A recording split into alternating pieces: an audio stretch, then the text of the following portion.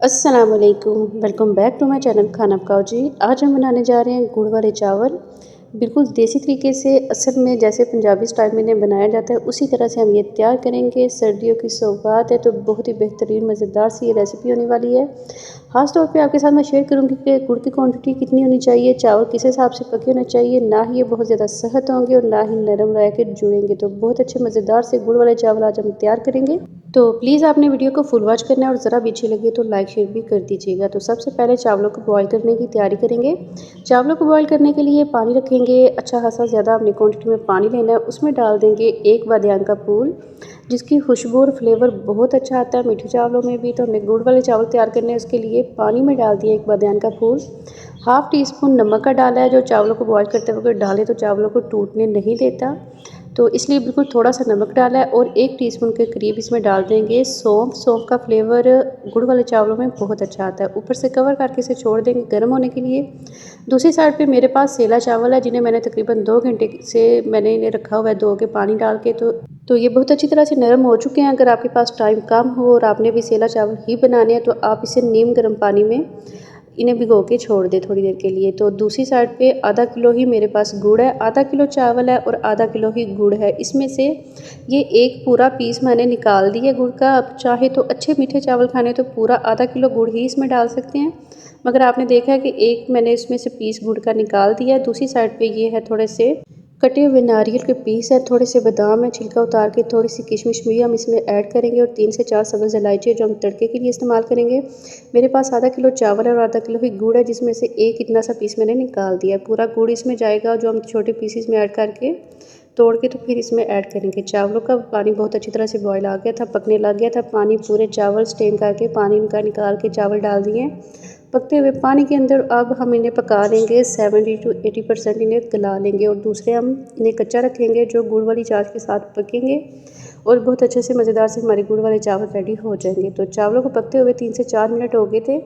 इसी तरह से तेज़ आंच पे 1 से 2 मिनट इसे और पकाएंगे और चेक कर लेंगे कि जब तक ये 70 to 80% अच्छी तरह से गल ना जाए। तो जैसे ही चावल हमारे अच्छी तरह से पक चुके हैं 80% तक, तो इन्हें हम स्ट्रेन करके रख लेंगे एक साइड पे।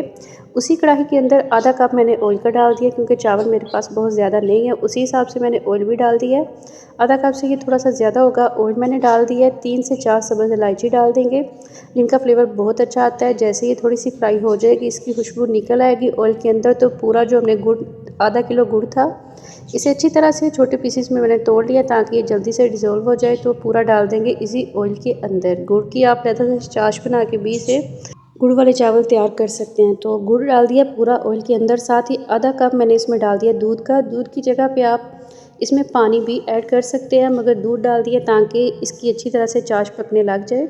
क्योंकि बिल्कुल गुड़ में ऑयल में गुड़ डाला था तो ये थोड़ा सा कैरेमल होने लग जाएगा, जो थोड़ा सा कड़वा हो जाता है। तो हमने दूध डाल दिया। दूध की जगह पे आप पानी भी इसमें ऐड कर सकते हैं। आधा किलो के करीब गुड़ है और दूध डाल के अच्छी तरह से इसकी चाश हमने पका लेनी है। जैसे ये पकने लग जाएगी तो चेक करना है जब तक इसका पूरा दाना ख़त्म नहीं हो जाएगा, पूरे गुड़ के पीस जो है अच्छी तरह से डिज़ोल्व नहीं हो जाएंगे, जब तक हम इसे पका लेंगे। तो जैसे गुड़ के सारे पीस इसमें से ख़त्म हो जाएंगे, अच्छे से डिज़ोल्व हो जाएंगे, हमने उसके बाद चाश को बहुत ज़्यादा नहीं पकाना, क्योंकि बिल्कुल हमने थोड़ा सा इसमें दूध ऐड किया है। तो ये भी थोड़ा सा कैरेमल हो जाएगा और अपना फ्लेवर थोड़ा सा ये कड़वा कर देगा। तो बहुत ज़्यादा गुड़ के मेल्ट होने के बाद हमने इसे पकाना नहीं है। इधर ही चाश के अंदर थोड़े से बादाम और गिरी किशमिश वगैरह थोड़े से डाल देंगे और थोड़े से बचा लेंगे। और पूरे चावल जो हमने बॉयल करके रखे हुए थे वो भी डाल देंगे इसी के अंदर। और चावल डालने के बाद हल्के हाथ से इसे हिलाते हुए अच्छी तरह से हमने चला लेना है। तो हम देखेंगे कि इसमें पानी कितना है। जो भी थोड़ा बहुत पानी इसमें से बचा होगा, जो भी लिक्विड होगा, वो तेज़ आंच करके अच्छी तरह से हमने सारा पानी सुखा लेना है। जिस तरह से हम तंजन तैयार करते हैं चीनी वाला, उसी तरह से हम ये गुड़ के चावल तैयार करेंगे तो ये ज़्यादा अच्छे और बिल्कुल खिले हुए बन के तैयार होंगे। तो आपने भी इसी तरह से गुड़ के चावल आइंदा बनाने और बहुत अच्छे बन के तैयार होंगे। जैसे सारा पानी ड्राई हो गया था, मैंने इसे तकरीबन 12 से 15 मिनट के लिए दम पे रखा था। बहुत अच्छे खिले हुए और मज़ेदार से चावल तैयार हो गए थे। ना ये बहुत ज़्यादा हार्ड होते हैं और ना ही ज़्यादा ये सॉफ्ट रहेंगे।